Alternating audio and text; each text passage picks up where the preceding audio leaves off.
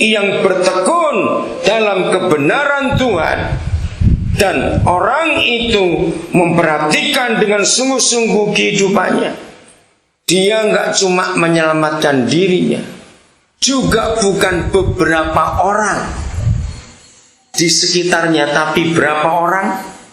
Ayo baca, berapa orang? Semua orang yang mendengarkan. Saudara percaya tidak bahwa mendengar itu nggak harus lewat telinga? Ini sudah kaget kalau saya katakan ini. Mendengar itu nggak harus lewat telinga. Pernahkah saudara menyadari melihat itu juga mendengar? Coba renungkan kata-kata ini.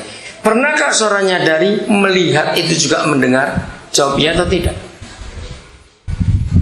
Jadi kita nggak cuma didengar waktu kita bicara, tapi kita juga didengar waktu kita berbuat sesuatu. Ini konsep yang indah sekali. Kalau kita hidup sungguh-sungguh menuruti semua peraturan yang Tuhan buat, ayat-ayat yang sudah kita baca tadi, saudara sadari dampaknya itu nggak main-main. Semua orang yang mendengar kita, orang itu pun akan diselamatkan. Hebat nggak kalau itu terjadi dalam kehidupan kita? Itu sebabnya sebagai anak-anak Bapa di surga, hal ini harus terus kuat dalam diri kita bekerja. Karena apa?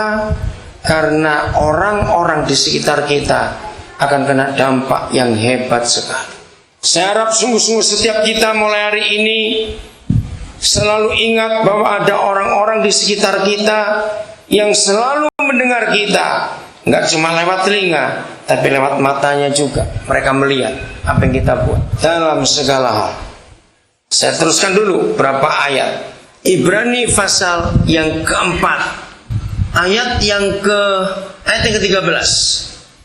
Dan tidak ada suatu makhluk pun yang tersembunyi di hadapannya, sebab segala sesuatu telanjang dan terbuka di depan mata Dia, yang kepadanya kita harus memberikan pertanggungan jawab.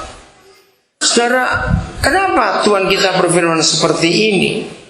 Kalau kita tidak hidup dengan benar, maka kita kebalikannya. Kalau tadi 1 Timotius 4 ayat 16 membuat kita bisa menyelamatkan semua orang yang mendengar kita, perhatikan kalau sebaliknya. Kalau kita tidak hidup dengan benar, maka kita akan mengapakan orang-orang itu? Lawan katanya menyelamatkan apa? Membinasakan, membunuh orang itu. Nah, untuk itu kita harus lihat ayat 13 Ibrani 4 ini. Pertanggungan jawab atas apa saja yang kita buat. Tidak ada seorang pun yang bisa lolos dari hadapan Dia dalam segala hal. Tidak ada. Tapi apapun juga yang kita buat, percayalah bahwa akan ada pertanggungan jawab. Jadi malam saya ada di sebuah rapat. Selama saya hidup saya belum pernah ketemu ada orang searogan orang itu. Dia menyebutkan siapa koneksi dia, baik pejabat provinsi, baik pejabat kabupaten. Wah, dengan arogan sekali dia berkata, kalau saya bilang kepada mereka untuk tutup, akan ditutup semua itu. Nah, saya nggak bisa ceritakan dengan detail. Sampai begini kesimpulan saya belum pernah ketemu orang seperti itu. Setelah saya bicara rapat itu, saya ngomong pada seseorang, orang ini pasti nggak lama mati. Kenapa, saudara? Karena apa? Dia jadi Tuhan. Ngomongnya itu minta ampun betul. Saya nggak pernah. Saya baru ketemu tadi malam orang itu. Saya nggak pernah tahu. Bayangkan kalau sampai saya bisa nyimpulkan ini nggak lama mati ini orang. Saudara, bukan cuma sombong, arogan. Kata arogan itu beda. Dia bilang saya bisa bicara. Malam ini aja saya SMS mereka. Kalau mereka saya bilang makan tutup semuanya itu. Wih, saya bilang ini orang nggak takut Tuhan betul. Nah, itulah dampak baik yang baik maupun yang jahat. Hidup kita akan bawa dampak. Betul? Renungkan lagi nanti di renungan kita 1 Timotius 4:16 tadi. Awasi apa yang kamu ajarkan, awasi dirimu, awasi ajaran, lalu bertekunlah.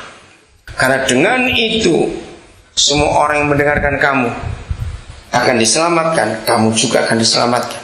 Tapi kalau tidak, akan sebaliknya, maka orang di sekitar kamu pun akan hancur. Saudara, inilah konsep yang Tuhan berikan kepada kita. Ingat, apa saja yang kita buat, kita harus pertanggungjawabkan di hadapan Tuhan. Jangan lupa, kecil besar, baik buruk akan dipertanggungjawabkan di hadapan Tuhan. Untuk apa saja. 2 Korintus 5 ayat yang ke-10. Sebab siapa saja?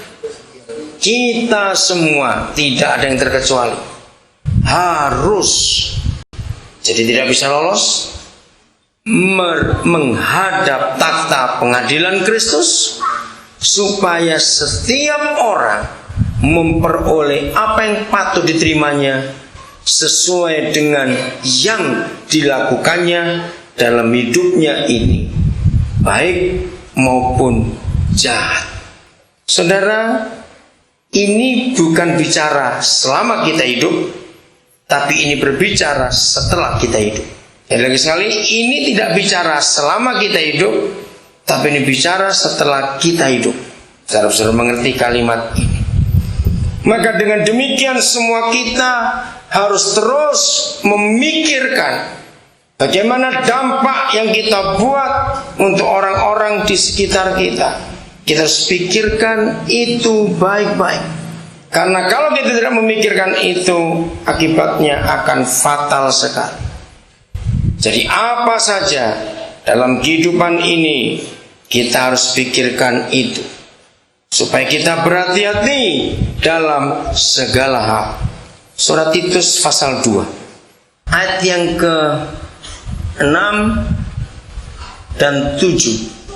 Titus 2 ayat 6 dan 7. Demikian juga orang-orang muda, nasihatilah mereka supaya mereka menguasai diri dalam segala hal.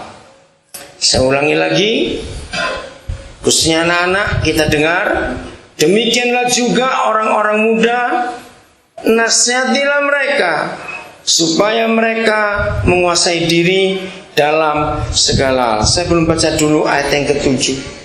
Bukankah semua kita pernah muda? Ya atau tidak? Nah, waktu kita masih muda, bagaimana cara kita hidup? Maka sekaranglah kita menikmati. Nah, masalahnya kita nggak bisa kembali muda lagi kalau kita berusaha dari sekarang. Betul? Nah, lalu apa yang kita buat kalau kita sadar kita nggak bisa kembali muda lagi?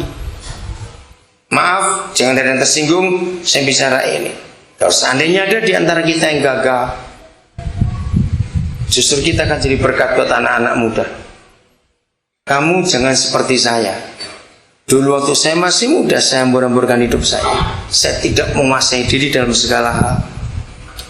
Sekarang saya nggak bisa kembali muda lagi seperti umurmu. Beri contoh itu dalam kehidupan kita. Tapi sekarang, setelah kita seumur ini, ayat 7. Dan jadikanlah apa kita? Dirimu sendiri sebagai apa? Teladan. Roh Kudus tolong kami. Saya ulangi. Dan jadikanlah dirimu sendiri suatu teladan dalam berbuat baik. Hendaklah engkau jujur. Dan diulangi lagi, Paulus menekankan ini. Dan bersungguh-sungguh dalam apa kita? Pengajaran kita. Bersungguh-sungguh. Roh Kudus, Engkau tahu siapa kami masing-masing. Tua, muda, anak-anak. Biarlah mulai hari ini setiap kami serius dengan kehidupan ini. Untuk kami jadi berkat. Biarlah hidup kami dampaknya itu positif. Tolong kami Tuhan. Dalam nama Yesus.